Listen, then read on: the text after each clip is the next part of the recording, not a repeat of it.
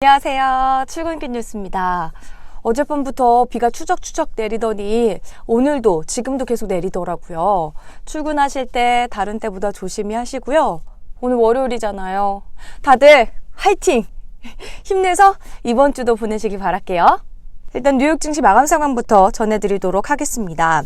지난 주말이었죠. 뉴욕 증시는 나흘째 랠리를 이어갔습니다. 역설적이게도 암울한 고용지표가 주가에 불을 붙였고요. 이 신규 일자리 급감으로 미국 중앙은행이 조기 금리 인하에 나설 것이다라는 기대감이 높아지면서였습니다. 뉴욕 증시에서 다우지수는 전거래일 대비 1.02% 오르면서 25,983.94의 장을 마쳤고요. 대형주 위주의 S&P 500 지수는 1.05% 상승하면서 2,873.34포인트를 기록했습니다. 기술주 중심의 나스닥 지수도 1.66% 오른 7,742.10포인트에 마감했습니다. 같은 날 유럽 증시는 글로벌 무역 전쟁에 대한 긴장감이 다소 완화된 데다가 미국의 기준금리 인하가 올해 될 것이다라는 기대감이 겹치면서 상승 마감했습니다.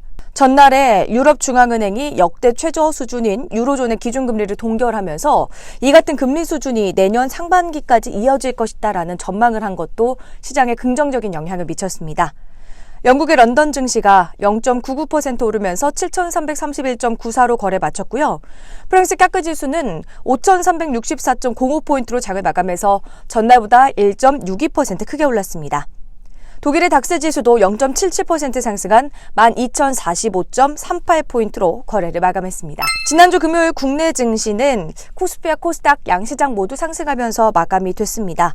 코스피 지수가 이틀 연속 오르면서 2,070선을 회복하긴 했지만 장 막판까지 등락을 반복하는 등 방향을 잡지 못하는 하루였습니다.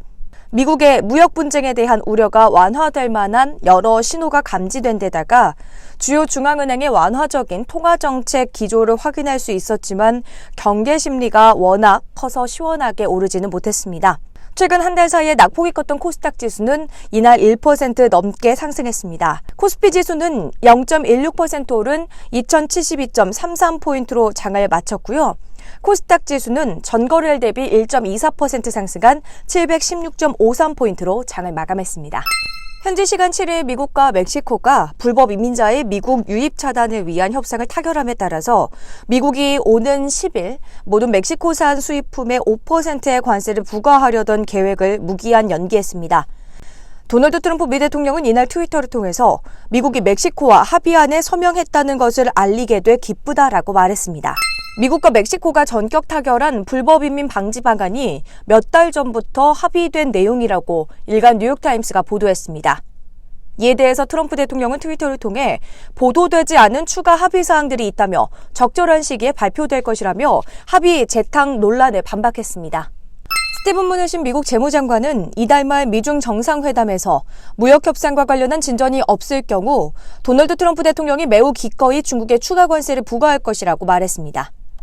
한편 므누신 장관은 지난 주요 20개국 재무장관 중앙은행 총재회의에서 이강 중국 인민은행장을 만나 무역과 관련해 건설적이고 솔직한 대화를 나눴다고 전했습니다.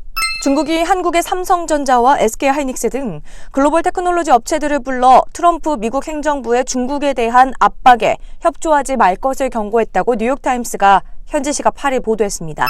유럽의 지중해에서 크루즈 여행을 하던 한국인 여성이 새벽 시간 바람을 쐬러 나간다며 나갔다가 배 바깥으로 떨어져 실종됐습니다.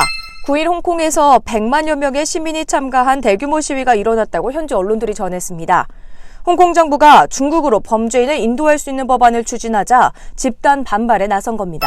미국의 항공기 부품 자재 생산 기업인 유나이티드 테크놀로지스 그룹과 대형 방산업체인 레이시온이 합병을 추진합니다. 두 기업의 시가총액은 합쳐서 약 1,660억 달러 규모에 달하고요. 합병된 기업은 보잉에 이어 세계 2위 항공 방산업체가 된다고 월스트리트 저널이 전했습니다.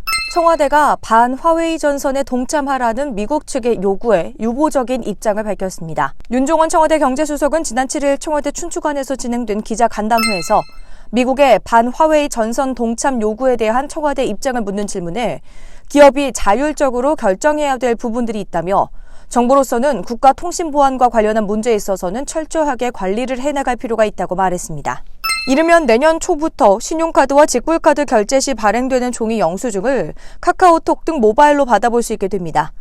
출력 후 폐기되는 종이 영수증 낭비를 최소화하기 위해 정부가 영수증 발급 의무 규정 완화를 추진하고 있기 때문입니다. 금융당국이 제3인터넷 전문은행 예비인가 심사에서 탈락한 토스뱅크가 재도전하려면 새로운 전략적 투자자를 추가해야 한다는 입장을 밝혔습니다. 올해 하반기부터 신혼부부 매입, 전세 임대주택 입주자 선정 과정에서 저소득층과 다자녀 가구가 더 유리해집니다. 신혼부부 매입 전세 임대주택은 혼인기간이 7년 이내인 신혼부부 또는 예비 신혼부부에게 시세의 50% 이하로 저렴하게 제공되는 임대주택을 말합니다. 포스코와 중소벤처기업부가 총 300억 원을 들여 중소기업의 스마트 공장 구축을 지원합니다. 포스코가 중소기업 500곳의 스마트 공장 구축을 지원하기 위해 5년간 총 200억 원을 출연한다고 밝혔습니다. 세계에서 5번째 길이이자 국내 최장 해저터널인 보령 해저터널이 공사 착수 7년여 만에 양방향 관통됩니다. 국토교통부는 9일 충남 보령시 대천항에서 원산도를 잇는 국도 77호선 보령 태안 도로건설공사 중 보령 해저터널이 10일 관통할 예정이라고 밝혔습니다. 아프리카 돼지열병, 이른바 ASF의 국내 유입을 막기 위해 정부가 검역 총력전을 펼치고 있지만 여전히 수입 경로와 출처를 알 수 없는 중국산 돼지고기 가공품이 버젓이 팔리고 있어 우려가 커지고 있습니다. ASF는 치사율이 거의 100%에 달하는 바이러스성 제1종 돼지 전염병입니다. 정부가 하도급 시장의 갑질을 근절하고자 올해부터 누적 벌점이 많은 대기업에 대해 공공입찰을 제한하는 조처를 내렸지만 법원이 그 효력을 불복 소송이 완결된 이후로 정지시켰습니다. 월요일 출근길 뉴스는 여기까지입니다. 오늘 날씨가 좀 꾸물꾸물거려서 기분이 다들 조금씩 처지실 것 같은데 그래도 텐션 업 시키시길 바라겠고요. 저도 이번 주 월요일 잘 보내서 한 주도 활기차게 보내도록 노력하겠습니다. 우리 모두 힘내요.